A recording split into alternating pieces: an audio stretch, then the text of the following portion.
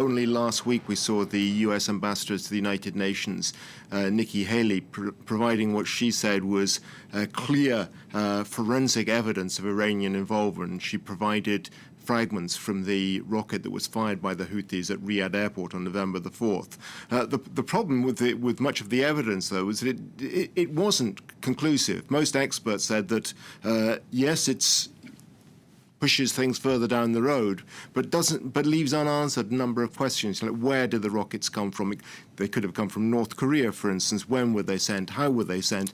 None of these questions were satisfactorily answered, but in a sense, it's almost besides the point, because the key here, I think, is that Saudi Arabia is going to use what has happened, as it did in November, to justify its own narrative about how this war started, who's responsible for it, obviously Iran in this case, rather than to address the original causes of the war.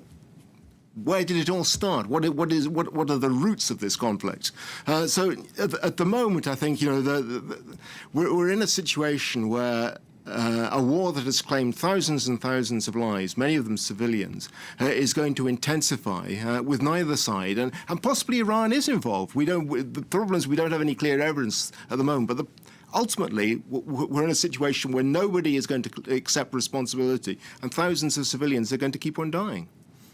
Now, Saudi Arabia is trying to occupy the moral high ground in this conflict, presenting itself as the defender of the established order. But the war, as you mentioned, has caused untold human misery and massive damage to Yemen's infrastructure. Is there any sign that this conflict is drawing to a close? Well, I mean, first of all, there is no moral high ground in this war. The Saudi coalition has blasted Yemen's infrastructure into smithereens.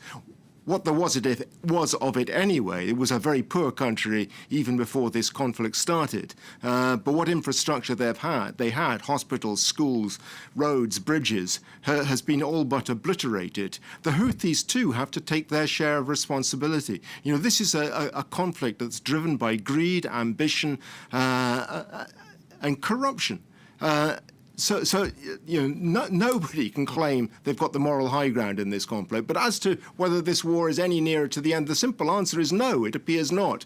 There did appear to be some hopes that when ex-President Saleh was killed at the beginning of the month, that somehow might provide the impetus for an end to the conflict. It hasn't worked out that way. The Houthis seem more entrenched than before. The Saudis seem to sense an opportunity for getting an illusory victory. And the war goes on. You mentioned the suffering of the ordinary people of Yemen.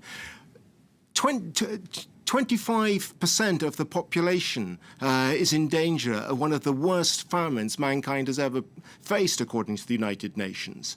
3 million people have been forced out of their homes. As I mentioned earlier, 10,000 civilians have been killed, and no sign that this conflict is going to end.